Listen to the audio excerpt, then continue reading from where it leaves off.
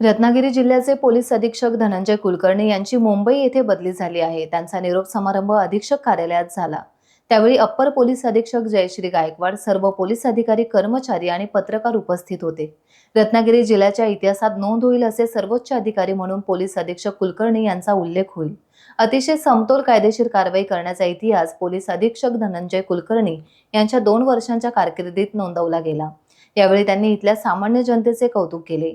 देवावर अढळ निष्ठा आणि भूतदया असणारा सामान्य माणूस त्यांना भावला, असे ते निरोप समारंभात म्हणाले। आजचा प्रसंग पोलीस दलाच्या दृष्टीने तसा अत्यंत आनंदाचा क्षण म्हणायचा, कारण गेल्या माझ्या तरी 35-38 वर्षाच्या कारकिर्दीमध्ये एखाद्या पोलीस अधीक्षकांचं सेवानिवृत्तीपर आपण पाहिले, पण निरोप समारंभाच्या वेळेला बदलीच्या ठिकाणी एवढ्या कर्मचाऱ्यांमध्ये, अधिकाऱ्यांमध्ये एवढी वातावरण, अतिशय आनंदाचं आणि प्रेमाचं वातावरण हे फार साहेब क्वचित अधिकाऱ्यांच्या नशिबात असतं।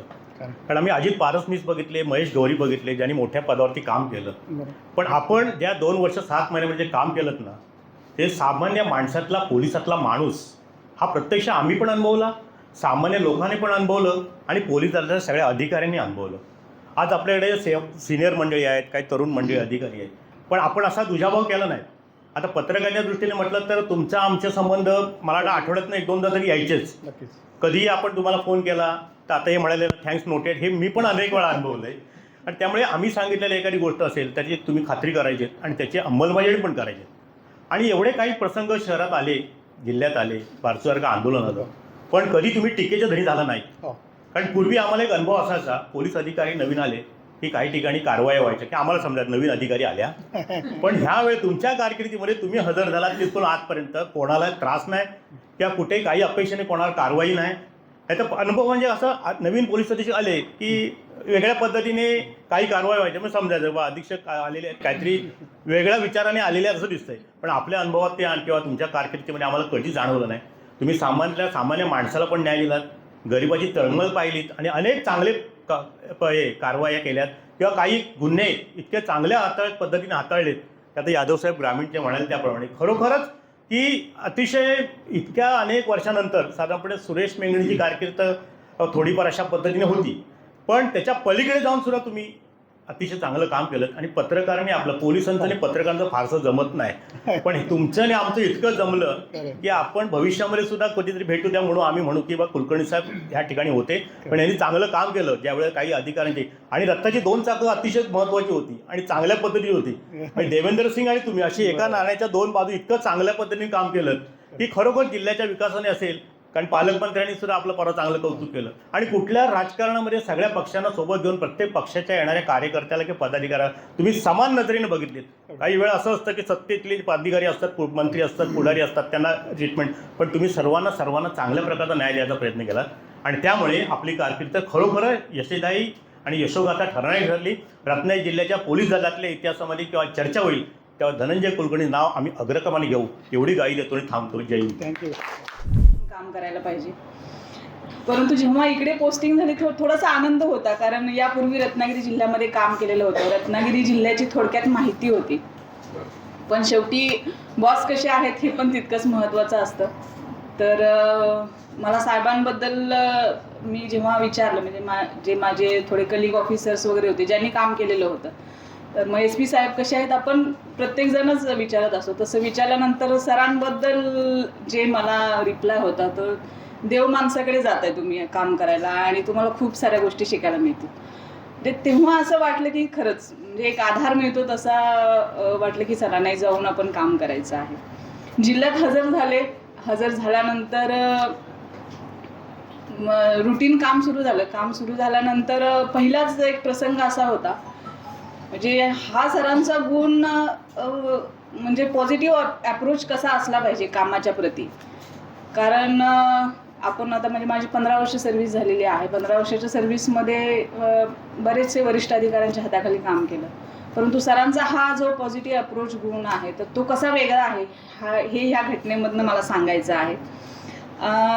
रेल्वे RPFने एक आरोपी पकडला होता आणि तो शहर पोलीस स्टेशनला आणून पोलीस स्टेशनच्या ताब्यात दिला होता, म्हणजे ठाणे अंमलदारकडे। चौधरी साहेब होते त्या ठिकाणी इन्चार्ज म्हणून, आणि मला वाटतं IG सरांची पण त्यावेळेला व्हिजिट सुरू होती आणि आम्ही फिनोलेक्स रेस्ट हाऊसला तिथे होतो आणि तिथे आम्हाला समजलं, चौधरी साहेबांनी येऊन सांगितले की साहेब तो आरोपी पळून गेला पोलीस स्टेशनच्या ह्याच्यातून. तर मग असं जेव्हा होतं तेव्हा सगळ्यांच्या म्हणजे इथे बसलेले सर्वसामान्य म्हणजे नागरिक असतील, पत्रकार असेल किंवा सगळे स्टाफ असेल, तर तिथं एकच रिॲक्शन येते की आता ज्यांच्या ताब्यातून गेलाय त्यांच्यावर 100% सस्पेन्शनची कारवाई होणार. तर मलाही तसंच वाटलं, परंतु सरांनी त्याबद्दल काहीच हे केलं नाही. ठीक आहे म्हटले सर, तुम्ही लगेच टीम वगैरे लावा, कुठे गेला काय म्हणजे CCTV वगैरे बघा, असं थोडंसं हे केलं. दुसऱ्या दिवशी सुद्धा म्हणजे मलाही असं आश्चर्य वाटत होतं की कुणावर कारवाई नाही किंवा सर ओरडले सुद्धा नाही. म्हणजे नेमकं सरांची कामाची पद्धत कशी आहे याच्याबद्दल थोडं कुतूहल पण वाटत होतं. तर मग दुसऱ्या दिवशी संध्याकाळी तो आरोपी आपल्या पोलीस स्टेशनने मुंबई की नवी मुंबई तिकडून कुठून तरी ताब्यात घेतला. त्यानंतर सरांनी आपल्या अंमलदारांना रिवॉर्ड दिला. म्हणजे आपण सगळ्यांनी खूप वर्ष, माझ्यापेक्षा जास्त सर्व्हिस झालेली इथे सगळेजण आहेत, तर आपण जेव्हा कोणी अधिकारी असेल तर मग पनिशमेंट नेचरचे अधिकारी आहेत का असंही म्हणतो. तर सरांच्या बाबतीतला हा पॉझिटिव्ह अप्रोच जो आहे कामाच्या प्रतीचा, तो मला त्या अगदी पहिल्या अनुभवातून मिळाला. त्याचा अजून म्हणजे एखाद्या निगेटिव्ह स्टोरीचे आपण कसं पॉझिटिव्ह स्टोरीमध्ये त्याचं हे करू शकतो, कामामध्ये रूपांतर करू शकतो, तो प्रसंग होता. कारण नंतर ती केस चालवली आणि त्याला कन्व्हिक्शनसुद्धा घेतलं. म्हणजे आरोपी ताब्यातून पळून गेला म्हणून त्या अंमलदारांना पनिशमेंट देण्यापेक्षा त्यांच्याकडूनच चांगलं काम करून घेऊन त्या आरोपीला कन्व्हिक्शन पुन्हा जेलमध्ये ठेवलं. तर ही एक अतिशय पॉझिटिव्ह स्टोरी, म्हणजे वेगळ्या पद्धतीने काम आपण करू शकतो, हा एक विश्वास निर्माण झाला मनामध्ये. हळूहळू कामाचं स्वरूप थोडंसं समजत गेलं, म्हणजे कसं काम करायला पाहिजे काय हे समजत नव्हतं तर थोडंसं. परंतु सरांना मेसेज केला, म्हणजे आता सगळ्यांनी तो अनुभव सांगितला की ओके नोटेड, थँक्स. तर जेव्हा असं वरिष्ठांकडून असा रिप्लाय मी कधीच आतापर्यंत माझ्या आयुष्यामध्ये बघितला नव्हता. मग ते असं थोडंसं मलाच ऑकवर्ड व्हायला व्हायचं की अरे म्हणजे सर का थँक्स म्हणतात आपल्याला, म्हणजे आपण तर आपलं काम करतोय ना. मग ओके सुद्धा काही ठिकाणी रिप्लाय आपल्याला मिळत नाही, तर मग ओके नोटेड, थँक्स असं. इकडं देवराईची संकल्पना आहे. प्रत्येक मंदिराच्या बाजूला एक देवराई असते, जंगली वाढलेली झाडं असतात आणि त्या लोकांच्या मनामध्ये एक संकल्पना असते, त्या झाडाला जर कुऱ्हाड लागली, त्या झाडांना जर काही नुकसान झालं तर माझं नुकसान होणार आहे. त्यामुळे ती झाडं तोडली जात नाहीत आणि त्या देवराया त्या आजही शतके अशा प्रकारचे वाढत आहेत आणि अजूनही त्या इकडची निसर्ग संपदा टिकून आहे. त्यामुळे टिकून आहे किशोरजी. म्हणून इथल्या श्रद्धा जो आहे ते आपण जे म्हणतो ना की थोडंसं खरंच काही वेळा अंधश्रद्धा होत आहेत मान्य माझ्यामध्ये, पण त्यातला जो श्रद्धाभाव आहे तो फार महत्त्वाचा आहे आणि तो गुण मला वाटतं फार महत्त्वाचा आहे. त्यातले प्रसंग मला किशोरजी अजून आवर्जून सांगायचं आहे. आल्याच एक 2-3 महिन्यामध्येच देवरुख पोलीस स्टेशनच्या हद्दीमध्ये एक अगदी टोकावरचं गाव आहे, अगदी कोल्हापूर जिल्ह्याच्या बॉर्डरवरचं. तिथे एक दिवस मंदिराची चोरी झाली, दानपेटी फोडली गेली आणि मी म्हटलं तर सारख्या दानपेटी फोडल्या जायच्या, म्हणून मी पण गेलो. म्हटलं नाही, जाऊन बघायचंच नेमकं काय प्रकार आहे. अगदी गाडी लावून चांगला 1-1.5 किलोमीटर चालत जाऊन मंदिरात जाऊन बघून आलो. आणि मी तिथे गेल्यानंतर मी सहज म्हटलो, पाटील होता, पोलीस पाटील होते आमचे, तिथले इन्चार्ज होते, पोलीस होते कर्मचारी. मी म्हटलं एवढ्या दूर एवढ्या आतमध्ये बाहेरून काही चोर येणं शक्य नाही. हे काय केलं का म्हटलं, गावातलंच कोणतरी केलं. पोलीस पाटील लगेच उत्तरला, साहेब शक्य नाही, गावकऱ्यांकडे शक्य नाही. म्हणलं असं कसं तुम्ही बोलता? तुम्हाला इथल्या गावातल्या प्रत्येक माणसाची इथल्या देवावर इतकी श्रद्धा आहे की त्यांना माहिती आहे इथे जर मी देवाचं काही वाईट करेल उद्या चालून इथं लोळा पांगळा पडेल, माझं काहीतरी बरं वाईट होईल, माझ्या घरातलं कोणतरी जाईल, अशा प्रकारची श्रद्धा त्यांच्या मनामध्ये आहे. आणि म्हणून इथे गुन्हेगारी कमी आहे किशोरजी.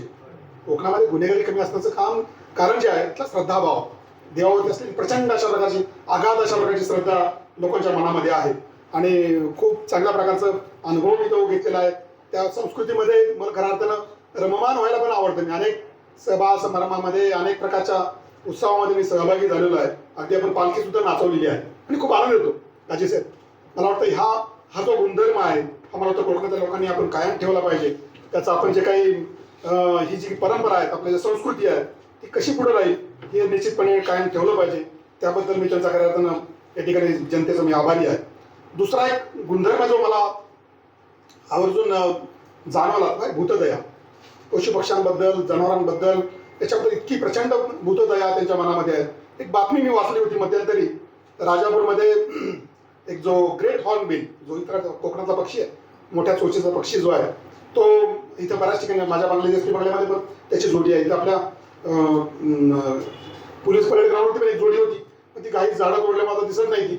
परंतु ती एक बातमी आली होती की राजापूरमधल्या त्या झाडावरती एक घरटं हॉर्नबिलच्या एक जोडीने बनवलं होतं आणि तिथं ते जोडी राहत होती.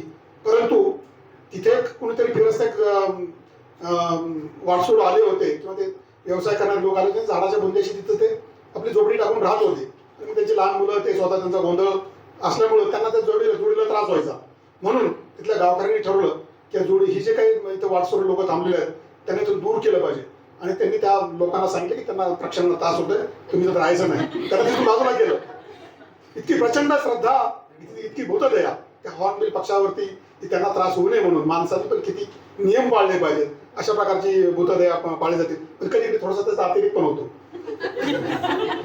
आपल्याकडं खास करून जे मोकाट जनावर आहेत अर्थात गोमाता, तिचं आपण पालन केलं पाहिजे, त्याचं आपण संगोपन केलं पाहिजे, ह्या गोष्टी निश्चितपणे आहेत. पण कधी कधी त्याच्यावरनं आपण बघतो की मी एकदा आकडेवारी करून गेली होती किशोरची, की जनावरांना धडक देऊन किती लोकांची डेथ झालेली आहे, किती लोक जखमी झालेत किंवा किती गायी जखमी झाल्यात, याची आकडेवारी आपल्याला सर्वांना काढून दिली होती. आता रिसेंटली सुद्धा ते तरुण मुलगा त्याच्यामध्ये परवा एका काळ्या गायीला धडकून मयत झाला.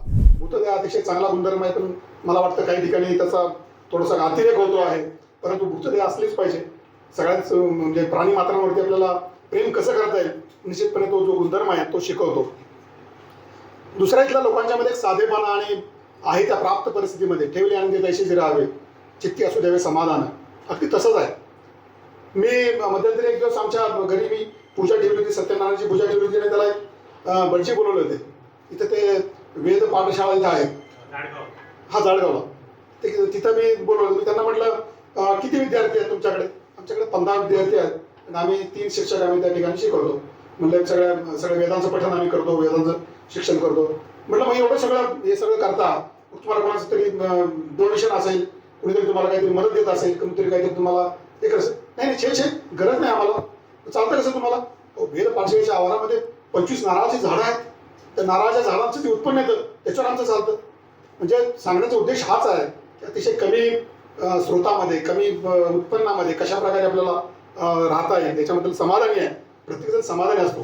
कुठेही वखवलेपणा किंवा जास्तीचं मला पाहिजे, मला जास्तीचं आपल्याला काहीतरी उत्पन्न मिळालं पाहिजे, पैसा कमावला पाहिजे, अशा प्रकारची कुठल्याही प्रकारची प्रवृत्ती इथल्या लोकांमध्ये नाही. आणि त्याचं मला फार शिकायला मिळालं आणि त्याचा निश्चितपणे मला सुद्धा पुढच्या आयुष्यामध्ये निश्चितपणे उपयोग करून घेता येईल.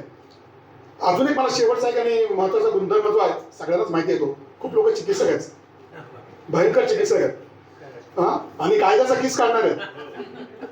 म्हणजे आता मला इथं आमच्याकडे अर्ज शाखा एक आमच्याकडे आहे आणि तिथे येणारे जे अर्ज आहेत त्या अर्जांवरची जी आम्ही कारवाई करतो, कारवाई केल्यानंतर त्याला एक समजपत्र द्यायचं असतं अर्जदाराला.